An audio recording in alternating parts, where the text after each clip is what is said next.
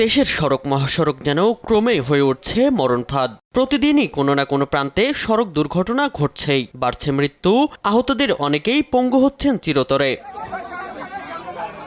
মঙ্গলবারও ঘটেছে দুর্ঘটনা। চাঁদপুর কুমিল্লা মহাসড়কের শাহরাস্তিতে যাত্রীবাহী বাস ও বালুবাহী ট্রাকের মুখোমুখি সংঘর্ষে ৩ জন নিহত হয়েছেন, আহত হয়েছেন অন্তত ১৫ জন।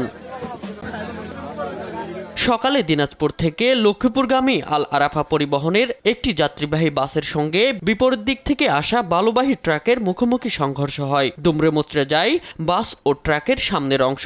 এতে বাসের বেশ কয়েকজন যাত্রী ভেতরে আটকা পড়েন। ঘটনাস্থলেই মারা যান ৩ যাত্রী। সকাল ৮টার দিকে ওই যে আরাফা বাস আর বালু ট্রাক ওই যে মুখোমুখি সংঘর্ষ হয়েছে।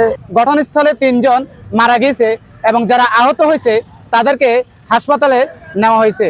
দুর্ঘটনার পর স্থানীয় লোকজন দ্রুত ঘটনাস্থলে ছুটে এসে উদ্ধার কাজ শুরু করেন। পরে পুলিশ সহ সংশ্লিষ্টরা উদ্ধার কার্যক্রমে যোগ দেন। আহতদের উদ্ধার করে শাহরাস্তি উপজেলা স্বাস্থ্য কমপ্লেক্সে নেওয়া হয়েছে।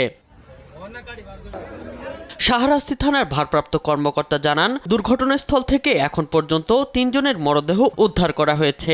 আহতদের অনেকের অবস্থা আশঙ্কাজনক, নিহতের সংখ্যা আরও বাড়তে পারে। যে ঘটনাস্থলে আমরা স্পট ডেড ৩ জন পাই, লাশের সুরতহাল এটা প্রক্রিয়াধীন আছে এবং আইনগত ব্যবস্থাটাও প্রক্রিয়াধীন। আল আরাফা বাসের অনুমান ১০ থেকে ১৫ জন যাত্রী আপনার আহত হয়, বিভিন্নভাবে আহত হয়।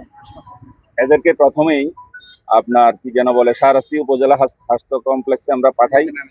তাদের অবস্থা গুরুতর হওয়ায় অনেককে আমরা কি করি কুমিল্লা মেডিকেল কলেজে হাসপাতালে প্রেরণ করা হয়। নিহতরা হলেন কুমিল্লার আব্দুল ওহাব, বাসের চালক গাইবান্ধার কামাল ও সুপারভাইজার বাগেরহাটের শোভন। শামীম হোসেন, নিউজ ডেস্ক, দেশ টিভি।